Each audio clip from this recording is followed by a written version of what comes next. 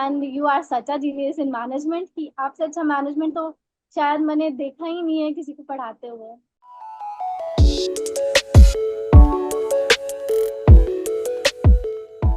So hello students, today I have with me Kaushiki. और कौशिकी ने 2021 में अपना एमबीए कंप्लीट किया है एलपीयू से और गोंडा की रहने वाली हैं। और कौशिकी ने 2024 जून अटेम्प्ट में यूजीसी नेट के एग्जामिनेशन में for assistant professor and PhD के लिए क्वालिफाई किया है विद 98.98 परसेंटाइल। तो बहुत बहुत स्वागत है आपका कौशिकी। कैसा लग रहा है आज? वैसे तो क्लासरूम में मुलाकात होती है, लेकिन आज हम ऐसे बैठ के चर्चा कर रहे हैं। How does it feel?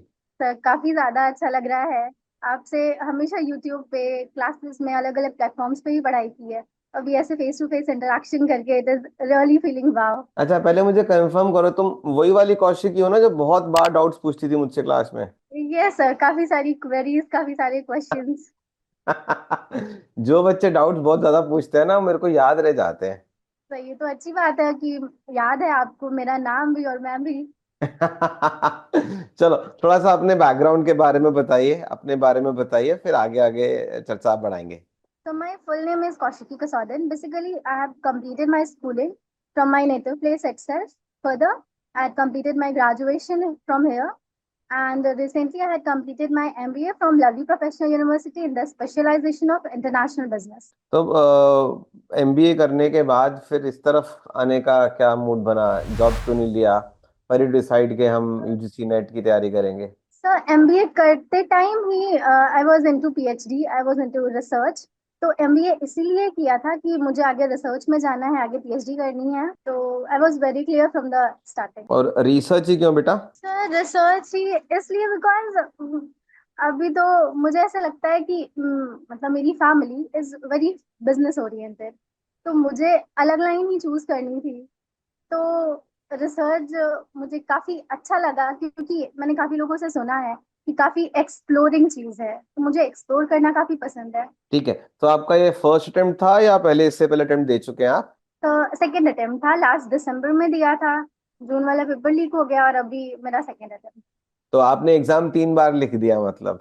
एक बार दिसंबर में और 2 बार जून के लिए, राइट? जी सर, तो बिल्कुल। चलो, ये तो क्लियर था कि आपको रिसर्च में जाना है। और अगर आपने रिसर्च में जाना है तो ऑब्वियस है कि यूजीसी नेट जेआरएफ आपको बिल्कुल ही हेल्प करेगा इस चीज में। तो आपने अपना तैयारी बेसिकली कब शुरू करा? जब आप फाइनल ईयर में थे या उसके बाद? कैसे आपने अपना प्रेपरेशन मोल्ड करा इस तरफ? क्या आपका जर्नी रहा, थोड़ा बताएंगे? Yes sir, of course.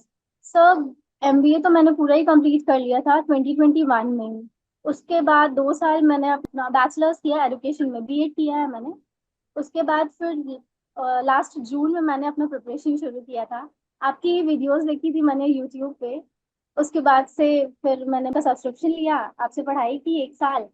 फिर अब आप जेसी अकेडमी में है तो अभी मैं वहां से पढ़ रही हूँ। तो आपको जैसे पता है कि इस एग्जाम में 2 पेपर होते हैं, पेपर 1 होता है और पेपर 2 होता है, राइट? और सिलेबस बहुत ही वास्ट है। 10 यूनिट पेपर 1 के होते हैं, 10 यूनिट पेपर 2 के होते हैं। पेपर 2 के लिए आपका क्या स्ट्रैटेजी रहा, वो बताएं। You are such a genius in management कि आपसे अच्छा मैनेजमेंट तो शायद मैंने देखा ही नहीं है किसी को पढ़ाते हुए।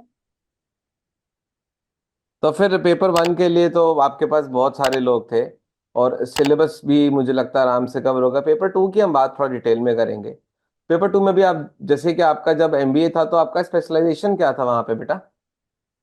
सर इंटरनेशनल बिजनेस था। You said yours was international business, तो बट वहां पे आपको एचआर, ऑपरेशन, स्टैटिस्टिक्स, मार्केटिंग हो सकता है उतना नहीं डिटेल में कराया गया होगा जितना इंटरनेशनल बिजनेस कराते हैं। बट यूजीसी नेट के पेपर 2 में सारे सब्जेक्ट्स आते हैं। तो कौन से यूनिट्स में आप कंफर्टेबल थे और कौन सी यूनिट्स में आपको लगा कि आपको एक्स्ट्रा एफर्ट देना पड़ेगा, और वो आपने कैसे फिर मैनेज करा? सर बात करते हैं अगर मेरे सेकेंड अटेम्प्ट की। तो सेकेंड अटेम्प्ट के बाद मुझे रियलाइज हुआ, जब मैं अपना पेपर चेक करी थी, जब जहाँ पे मुझे दिक्कतें आई, जो क्वेश्चंस मेरे सॉल्व नहीं हो रहे थे, वो मुझे लगा कि फाइनेंशियल मैनेजमेंट मेरा काफी वीक है। क्योंकि 10 to 12 क्वेश्चंस आए थे, उसमें से हार्डली मुझे 4-5 क्वेश्चन ही आते थे। तो मुझे लगा कि वीकर एरिया मेरा फाइनेंशियल मैनेजमेंट ही है।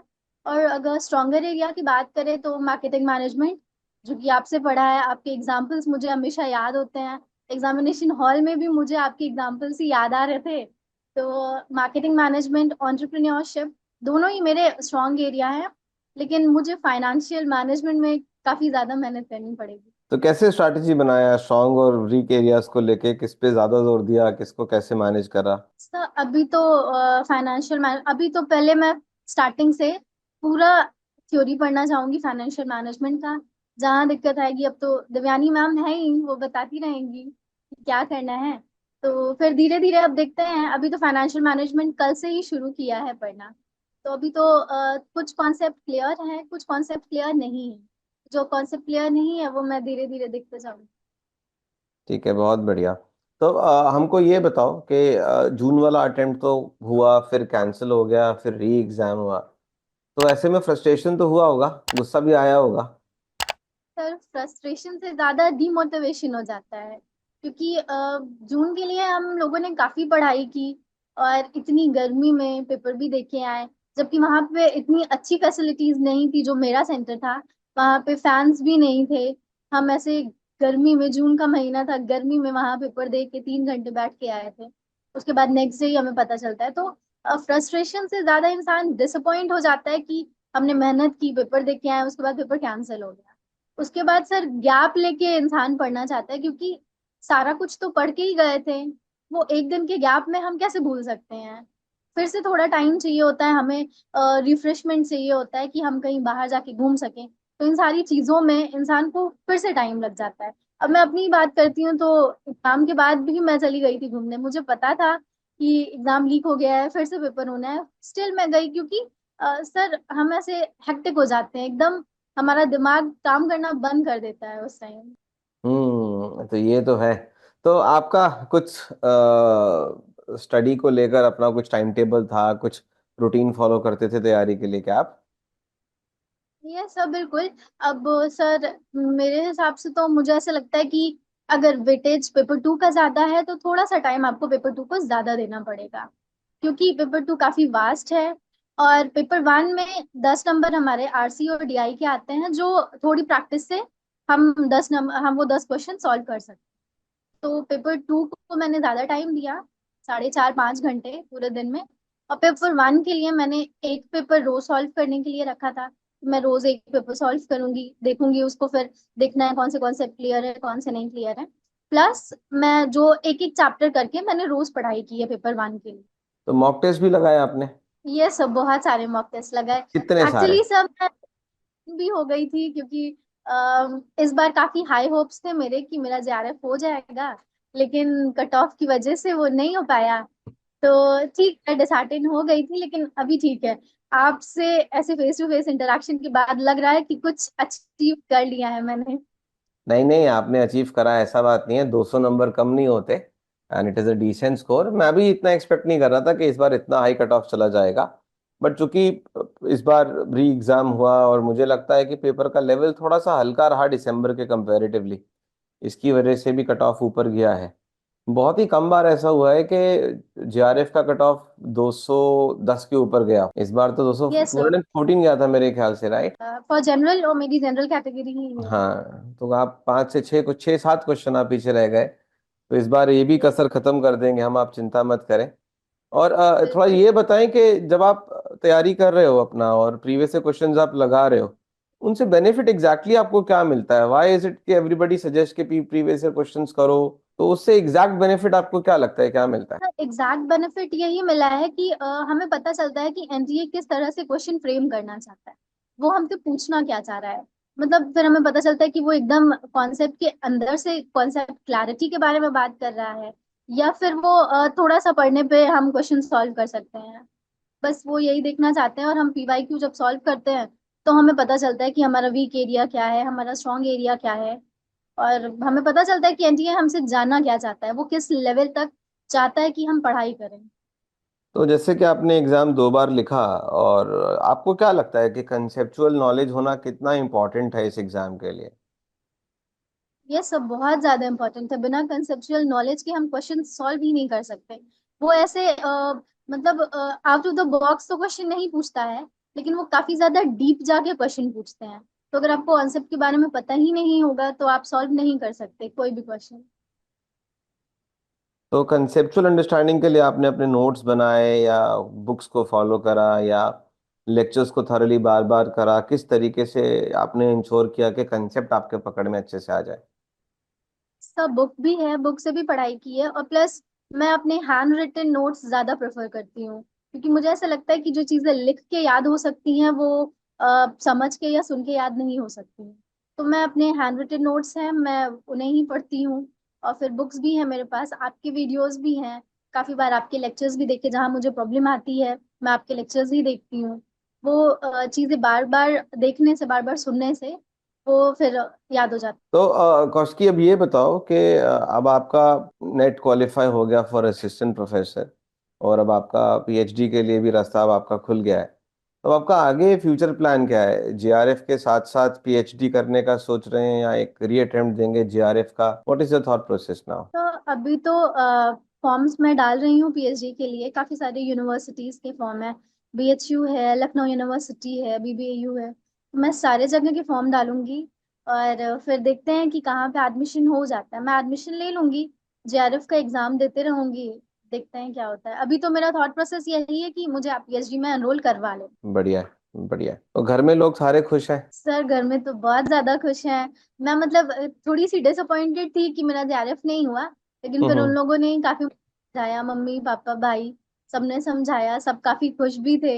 कोई रिसर्च का टॉपिक भी सोचा है आपने क्या अभी? सर रिसर्च का टॉपिक मेरा इंटरनेशनल बिजनेस से ही है। अच्छा, मैं उसी में एक्सपोर्ट, आगे करने का सोच रहे हैं? मेरी स्पेशलाइजेशन भी वही है, तो मैं थोड़ा सा मुझे मेरा टॉपिक ऑफ इंटरेस्ट भी इंटरनेशनल बिजनेस ही है, तो मैं उसी पर रिसर्च करना तो कौशिकी, जो बच्चे अभी आएंगे और अब जो तैयारी शुरू करेंगे, उनके लिए आपका क्या सजेशन रहेगा या फीडबैक रहेगा? वो कैसे अपनी तैयारी अच्छे से कर सकते हैं? सर जहाँ तक मतलब मेरी एक्सपीरियंस है, मैंने 2 बार पेपर दिया है और दोनों बार मैंने सिली मिस्टेक्स किए हैं अपने एग्जाम में। अब वो सिली मिस्टेक्स सिर्फ इसलिए किए हैं क्योंकि मैं रिवाइज करके नहीं जा पाई। रिविजन किया था मैंने एक आध बार, 2 बार 4 बार, लेकिन मुझे लगता है कि वो रिविजन हमें रेगुलर बेसिस पे करते रहना चाहिए, क्योंकि हम रिविजन नहीं करेंगे तो हम कॉन्सेप्ट्स भूल जाएंगे। अब मैं जब एग्जाम हॉल में बैठी थी तो मुझे चीजें याद नहीं आ रही, मुझे फील हुआ कि और रिवीजन चाहिए, 2 4 बार और रिवीजन करके तब जाना चाहिए। मुझे ऐसा लगता है कि जो भी आगे पढ़ाई करेंगे यूजीसी नेट के लिए, उन्हें रिवीजन तो मैंडेटरी होना चाहिए, उन्हें डेली बेसिस पर रिवीजन करना चाहिए। और मैं समझता हूँ रिवीजन के लिए प्रीवियस ईयर क्वेश्चंस एक बहुत अच्छा टूल है। तो आपने हमारे यूट्यूब सेशंस भी लिए हैं? ये सर बहुत सारे यूट्यूब सेशंस लिए हैं। सर जब आपका फर्स्ट डे था यूट्यूब पे जेसी एकेडमी के थ्रू, तो भी मैंने वो सेशन लिया था। और जो देवयानी मैम का भी जो रिसेंट 2 क्लासेस हुई हैं वो भी मैंने लिया है। ये अब तो हम लोग और रेगुलर रहेंगे, और अब क्योंकि यही हमारा प्लेटफॉर्म रहेगा, तो इसी में आगे पूरा जोर शोर लगाएंगे। कोशिश है कि बच्चों को अच्छे से अच्छा एजुकेशन हम दे पाएं। और भले ही नया प्लेटफॉर्म है comparatively to larger bigger platforms, but we have made sure के जो भी कुछ स्टूडेंट्स को चाहिए यहाँ पर तैयारी करने के लिए, एग्जाम को क्रैक करने के लिए, we will be having it over here. तो अब दिव्यानी मैम और मेरी टीम आ गई है, हम लोग 2 लोग हो गए हैं। तो अब क्लासेस भी हैं, रिकॉर्डेड सेशंस भी हैं, प्रीवियस ईयर क्वेश्चंस भी हैं, प्रैक्टिस सेशंस भी हैं। We try to have everything on board, जो भी बच्चों को लग सकता है उनको हेल्प करे।